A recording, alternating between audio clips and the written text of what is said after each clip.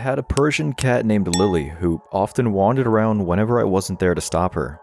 She was a very active ball of fur who often visited the other units of the apartment building that I lived in. She was crossing a very narrow ledge below our window to get in the other rooms. She was also spoiled by my neighbors, and I couldn't blame them. However, there was one particular incident that happened in the building which gave the rest of the tenants a very different impression of my cat Lily. It was already way past noon when I was awakened by the strong breeze of the wind. Lily opened the windows once again so she could get out and visit the other tenants. But this time around, her naughty and playful deed wasn't as simple as it usually was. I could hear her subtle purr, so I realized that she hadn't gone far yet. I leaned my head through the window to call her back, and I was shocked to discover a man with stains of blood on his jacket clinging at the ledge. He was barely hanging with the tips of his fingers, and Lily was pouncing his arm repeatedly.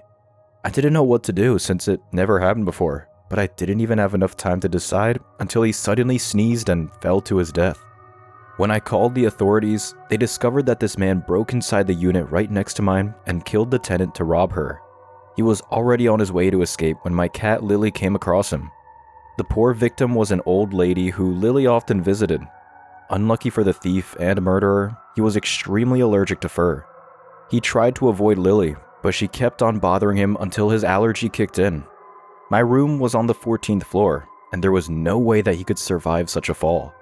Because of what happened, the other tenants insisted that I let Lily roam around during the night.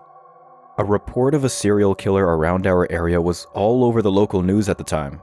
But as a teenager, I was too busy getting wasted and fooling around to be bothered by recent events. I threw a party at the house when my parents were away for the weekend, and it was then when an accident happened that was somewhat in our favor. Our music was blasting so loud that we could hardly hear each other talking. It was nearly impossible to notice anything else. My friends were all over the house, and I was also busy getting drunk downstairs.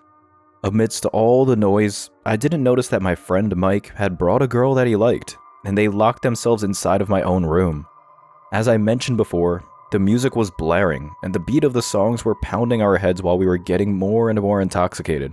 We didn't realize that someone was using my house as a motel until it was over. My bed was already almost broken for as long as I could remember, and I was just too lazy to fix it properly. Mike and his girl made out so hard that the braces of my bed finally gave out and collapsed. The brackets that supported the cushion snapped in two, and the legs that were only supported by a strap of cloth to hold it together was torn. A loud scream suddenly cut through our loud music, and I was shaken back to my senses when I realized that it came from my room upstairs. It was followed by another scream coming from the kitchen. I rushed to see the reason why, and I saw blood dripping from the gaps of the wooden flooring of the second floor. I was immediately alarmed and thought that one of my friends was hurt. We rushed upstairs while calling for emergency before I even knew what exactly happened. I was speechless when I stormed inside of my room.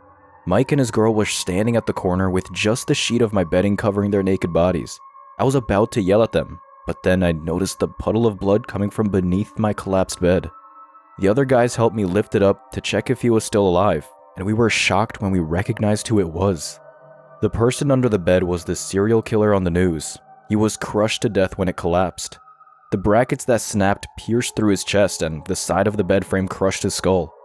Even the authorities were utterly dumbfounded when they arrived at the scene. Apparently, the killer snuck into my room and hid under the bed when he heard someone come in. He was probably not expecting the entire bed to collapse under their weight, and this unexpected cause of death had stopped him from invading the party and adding more victims into his list. Oddly enough, we were spared because of it. I lived in a very small apartment near where I work, and all that I could fit inside my room was a bed and a cabinet. Aside from my clothes and work materials, I also had a lot of workout equipment. My weights were stacked tightly in the second level of the cabinet. It was quite foolish to store such heavy items in that spot, but there was nowhere else to put it.